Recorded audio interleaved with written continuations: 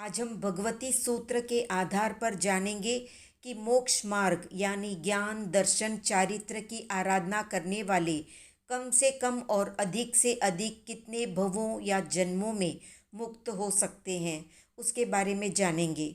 तो भगवान महावीर के प्रमुख शिष्य गौतम भगवान महावीर से पूछते हैं कि भगवान ज्ञान, दर्शन, चारित्र की उत्कृष्ट, मध्यम और जघन्य आराधना करने वाले कितने भवों या जन्मों के अंदर मुक्त हो जाते हैं। तो भगवान महावीर जवाब देते हुए फरमाते हैं कि ज्ञान आदि की निरतिचार या बिना दोष लगाए अनुपालना करना आराधना है। आराधना के 3 प्रकार होते हैं: ज्ञान की आराधना, दर्शन की आराधना और चरित्र की आराधना। 5 प्रकार के ज्ञान या ज्ञान का आधार यानी श्रुत या शास्त्र आदि की काल, विनय, बहुमान आदि 8 ज्ञानाचार सहित निर्दोष रीति से पालन करना ज्ञान की आराधना है या ज्ञानाराधना है। शंका, कांक्षा आदि अतिचारों को न लगाते हुए यानी दोषों को न लगाते हुए निशंकित, निष्कांक्षित आदि 8 दर्शन आचारों की शुद्धता पूर्वक पालन करना दर्शन या सम्यक्त्व की आराधना करना दर्शनाराधना है। सामायिक आदि चारित्र या समिति, गुप्ती, व्रत, महाव्रत इत्यादि चारित्र रूप निरतिचार विशुद्ध पालन करना चारित्र की आराधना है। ज्ञान कृत्य और ज्ञान के अनुष्ठानों में उत्कृष्ट प्रयत्न करना उत्कृष्ट ज्ञान की आराधना है। इसमें 14 पूर्व का ज्ञान आ जाता है और मध्य प्रयत्न करना मध्यम ज्ञान की आराधना है और इसमें 11 अंगों का ज्ञान आ जाता है। और जगन्य या एकदम अल्प प्रयत्न करना जगन्य ज्ञान की आराधना है। इसमें अष्ट प्रवचन माता का ज्ञान आ जाता है।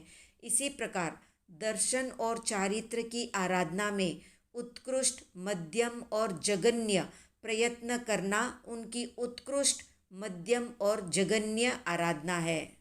उत्कृष्ट दर्शन की आराधना में छायक सम्यक्त्व, मध्यम दर्शन की आराधना में उत्कृष्ट छायोपशमिक या औपशमिक सम्यक्त्व और जगन्य दर्शन की आराधना में जगन्य छायोपशमिक सम्यक्त्व पाया जाता है।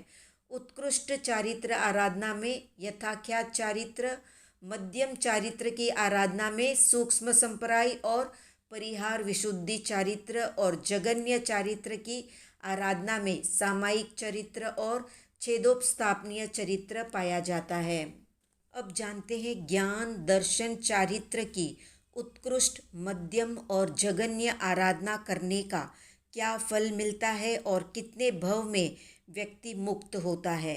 तो भगवान महावीर आगे फरमाते हुए बताते हैं कि उत्कृष्ट ज्ञान, दर्शन और चारित्र की आराधना करने वाले कतिपय साधक उसी भव में और कुछ एक साधक 2 भव में यानी बीच में एक देव का भव होता है और एक मनुष्य का भव होता है।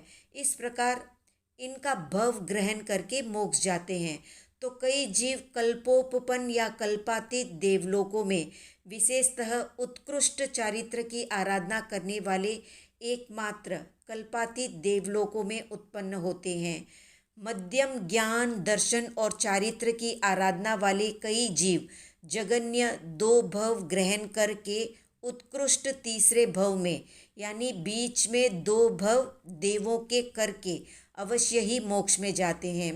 इसी तरह जगन्य ज्ञान, दर्शन और चारित्र की आराधना करने वाले कुछ एक साधक जगन्य तीसरे भव में और उत्कृष्टतः 7 या 8 भवों में अवश्य रूप से मोक्ष को प्राप्त कर लेते हैं।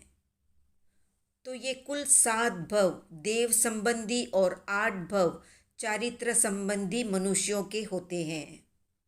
तो ये थी संक्षिप्त जानकारी। आज का प्रश्न है, चारित्र के कितने प्रकार है, कमेंट में बताएं। वीडियो पसंद आया तो लाइक, शेयर, सब्सक्राइब करें।